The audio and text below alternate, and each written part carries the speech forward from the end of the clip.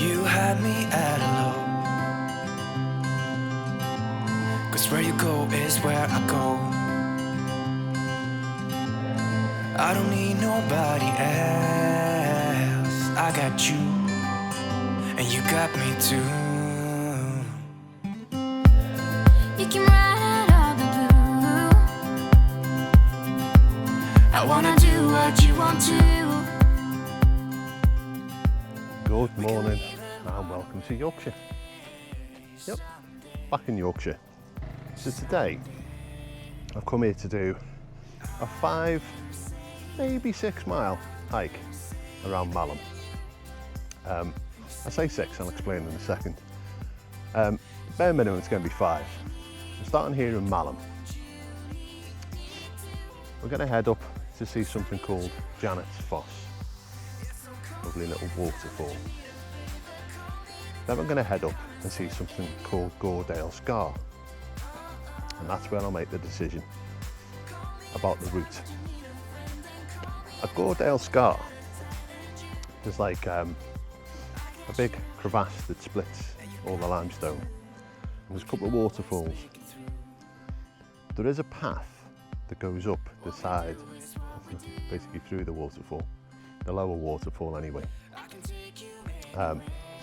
You can climb up that to see the second waterfall, which then takes a path slightly different to our final destination, which is Malham Cove. So whichever way we do it, we're starting in Malham, Foss, Gordale Scar, Malham Cove. And for those that aren't in the know, there is a particular connection to a very famous set of films and books, but it was filmed here, and I'll get to that later, but it will be magic, and I'm just going to go for a little potter about. Let's go.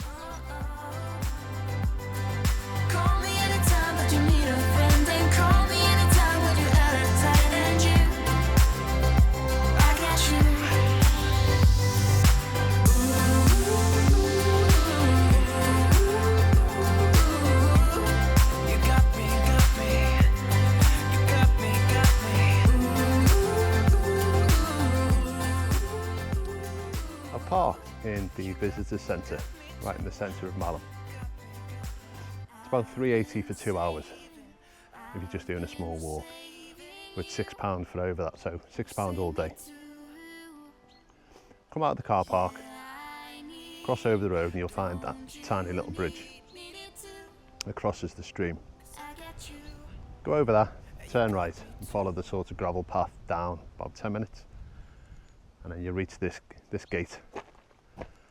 So we're going to go through that gate, we're going to head up the path, keeping the river or the stream to our right. And we're going to head up about a mile to find this Foss. See you in a bit.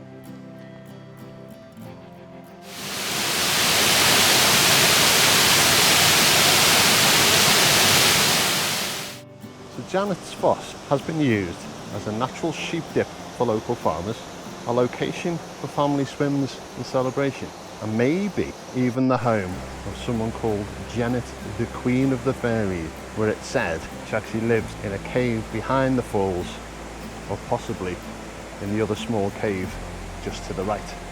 Personally, I just think it's a really pretty place to sit. Right then, there you have it. just a little over a mile from the car park. Janet's Foss. Rather lovely place to have a sit and a chill. The path up to it is really good, suitable for everybody.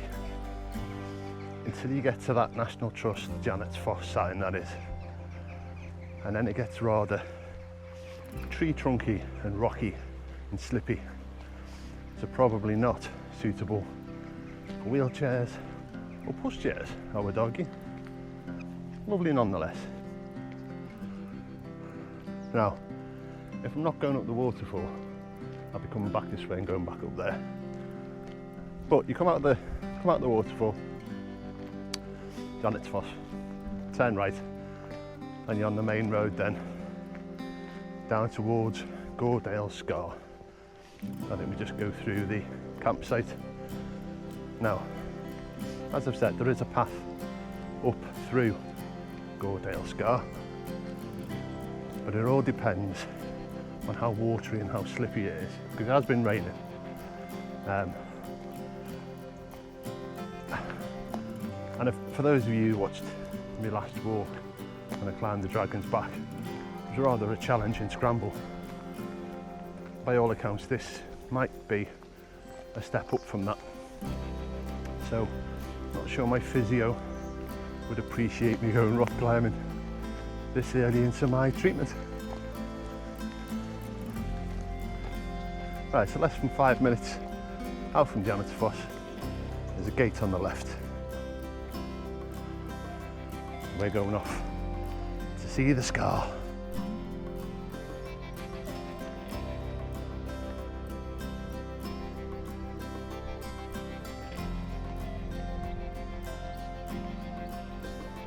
The Gordale Scar is a limestone ravine with two waterfalls that run down the ravine. On either side, 330-foot limestone cliffs. Now, the ravine itself could be, and probably is, where all over the millions of years and all the ice ages and the glaciers and stuff, when they've melted, they've worn it away. An alternative idea is that even though that was the case in the ice age, melts, the cavern actually just collapsed under the weight. But either way, it's quite impressive. Have a look at this.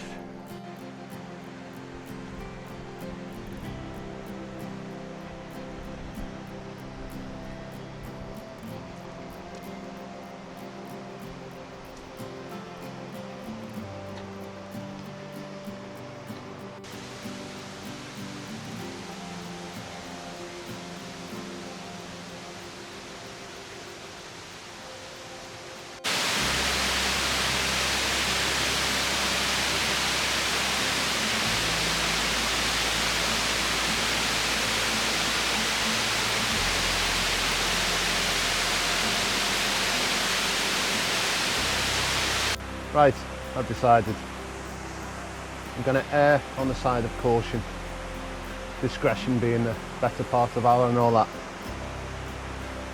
It looks doable, but it looks incredibly gnarly in some places and extremely wet, and I've slipped a couple of times even just getting to the base of this. So on the basis I'm not 21 anymore and my knee's not mended, I'm not going up there. Kudos to anyone who does, and I'm sure loads of people have, and I'm sure people will do it today. Just not me. It's absolutely beautiful though. If I can turn around without killing myself. That is just utterly stunning. But now I've hogged it long enough. I'm not going to be one of those tubers that just hogs the place for ages, because I can see people waiting. So I'm going to go over to Malham Cove now. I'll go up the other way. See you in a bit.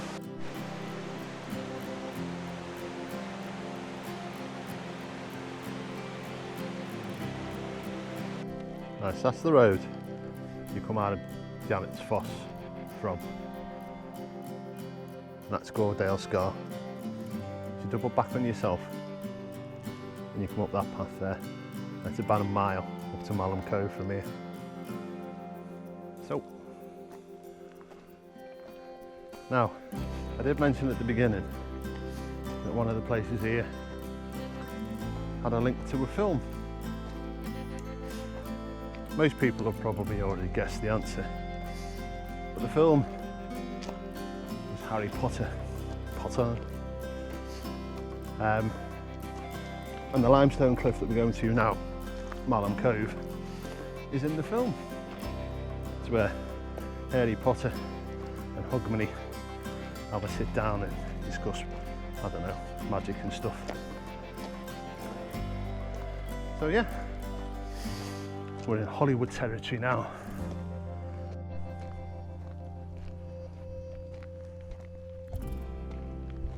Right, the path up to Malham Cove is steep in places, but it's a well-defined path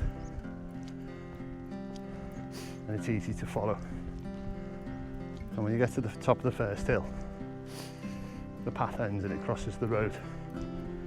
Just look for the stile on the right hand side and the footpath marker, and you'll pick the path back up.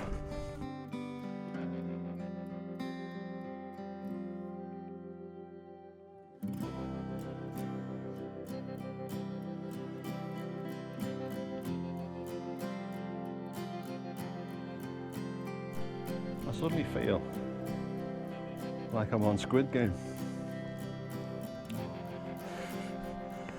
There's massive drops in between all of these rocks. So just take your time and watch where you put your feet.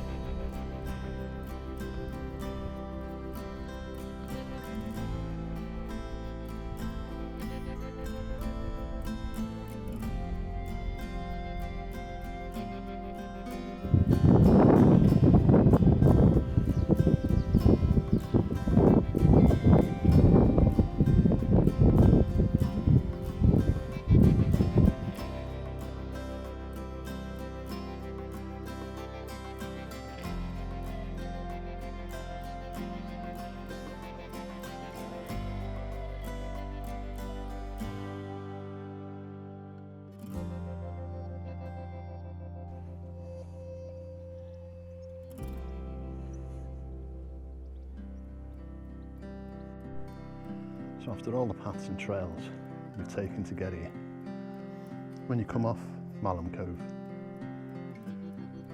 there's a nice set of steps all the way back down to the bottom. Now, this thing was impressive from the top. Let's go and see what it looks like on the bottom.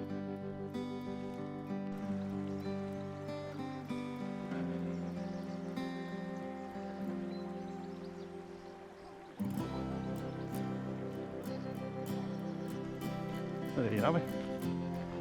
Janet's Foss, Gordale Scar, Malham Cove. All that's left now is a very nice straight path out of Malham Cove back to Malham. See you back at the car.